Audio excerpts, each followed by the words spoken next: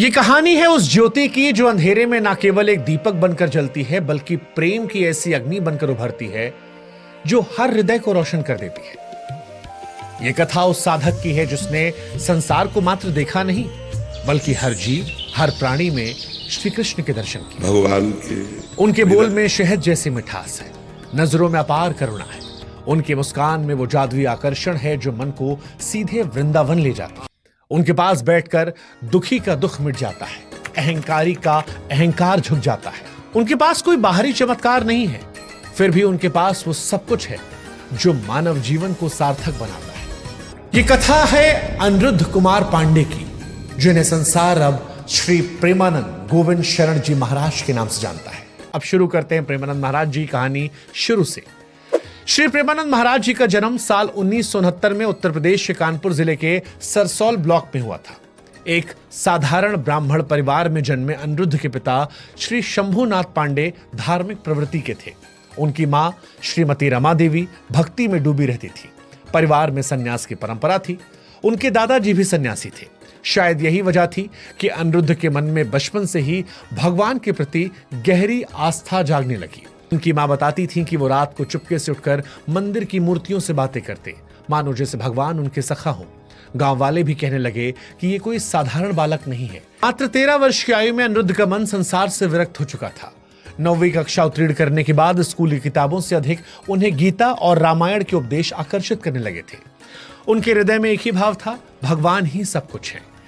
एक रात जब गांव गहरी निद्रा में था, तड़के 3 बजे उनके हृदय में ऐसी व्याकुलता जगी कि अब बस भगवान के ही चरणों में जाना है। बिना किसी को बताए, बिना धन या योजना के वो घर से निकल पड़े। उनके मन में सिर्फ एक ज्वाला थी, प्रभु को पाने की, और यहीं से उनकी सन्यासी यात्रा शुरू हुई जो त्याग, दृढ़ता और भक्ति की अनुपम गाथा बन गई। अनिरुद्ध की पहली तपोस्थली बनी काशी यानी वाराणसी। वो केवल 10-15 मिनट ही भिक्षा मांगते। अगर कोई दे देता तो ठीक है, वरना गंगा जल पीकर भगवान के भजन में लीन हो जाते। वो कहते कि जब भगवान मेरे साथ हैं तो भूख प्यास क्या मायने रखती है। वाराणसी में एक रोज तुलसी घाट पर जब वो बैठे थे तभी एक संत उनके पास आए और बोले, काशी में एक धार्मिक अनुष्ठान हो रहा है। दिन में श्री चैतन्य लीला और रात में रासलीला का आयोजन है। आओ चलो दर्शन करके आते हैं। अनिरुद्ध उनके साथ चले गए। जब उन्होंने रासलीला देखी तो उनका मन आनंद से भर गया। राधा कृष्ण की प्रेम में कीड़ा, बांसुरी की धुन और भक्तों का उत्साह, ये सब उनके लिए नया था। वो लीला के संचालक के पास गए और बोले, स्वामी जी, मैं बहुत गरीब हूँ, मेरे पास पैसे नहीं है, आप मुझे अपने साथ रख लीजिए, मैं आपकी सेवा करूंगा। संचालक हंसते हुए कहे, बाबा ये संभव नहीं है, लेकिन तुम एक बार वृंदावन जरूर जाना, बिहार। इसके बाद अनिरुद्ध वृंदावन चले आए। वृंदावन में एक सखी के भक्ति भरे पद को सुनकर अनिरुद्ध राधा वल्लभ मंदिर पहुंचे। वहां श्री मोहित गोस्वामी जी ने उन्हें शरणागति मंत्र का दीक्षा दी। इस मंत्र ने उनके मन को राधा कृष्ण के चरणों में समर्पित कर दिया। मोहित गोस्वामी जी ने ही अनिरुद्ध को अपने गुरु श्री गौरांगी शरण जी महाराज, जिन्हें बड़े गुरु जी कहते हैं, उनसे मिलवाया। बड़े गुरु जी ने अनिरुद्ध को निज मंत्र देकर सहचारी भाव से दीक्षा दी।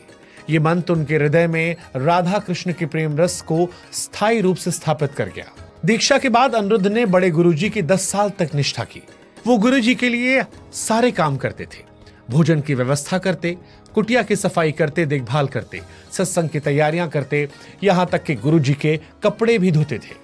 बड़े गुरुजी उनकी भक्ति को देखकर कहते, तुम्हारा हृदय राधा रानी का सच्चा सखा है। और यहीं से अनिरुद्ध श्री प्रेमानंद गोविंद शरण जी महाराज बन गए।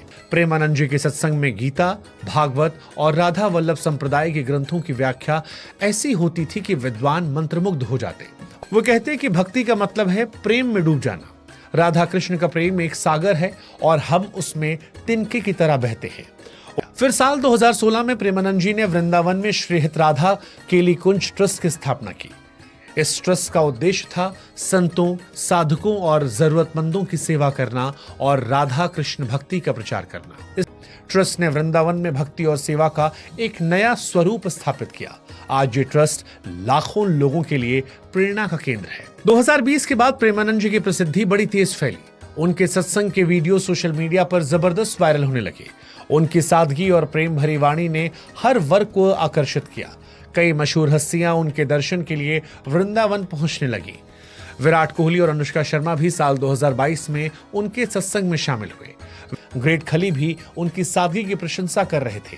हेमा मालिनी वृंदावन की परिक्रमा में उनके साथ शामिल हुई। आरएसएस प्रमुख मोहन भागवत भी उनकी समावेशी भक्ति की सराहना करते नजर आए, और ऐसे कई और जो हर रोज उनके दर्शन करने को आते हैं। हालांकि 35 साल की आयु में ही प्रेमानंद जी को एक गंभीर रोग का सामना करना पड़ा था। उनकी किडनी खराब हो गई थी। डॉक्टरों ने उनकी स्थिति को देखकर उस दौर में कहा था कि उनके पास अधिकतम 4 से 5 वर्ष का समय शेष है। इसका जिक्र हम इसलिए कर रहे हैं क्योंकि प्रेमानंद जी की तबीयत आजकल खराब चल रही है। जब भक्तों को उनके रोग का पता चला तो कई भक्तों ने आगे आकर अपनी किडनी को दान करने की पेशकश की। उन्होंने विनम्रता से मना करते हुए कहा कि मैं किसी को कष्ट देकर सुख नहीं ले सकता। प्रेमानंद जी का कहना है कि जब राधा रानी का आशीर्वाद है तो बीमारी क्या, मृत्यु भी मेरे प्रभु प्रेम को छू नहीं सकती। हम ईश्वर से प्रार्थना करते हैं कि प्रेमानंद महाराज जी को लंबी आयु दे, ताकि हम सब उनसे ज्ञान ले सके, हम सब उनको सुन सके, और वो इस कलयुग में संसार को और बहुत सारी अच्छाइयों से रूबरू करा सके, लोगों को बेहतर बना सके। इसी उम्मीद के साथ जय श्री राधे कृष्ण।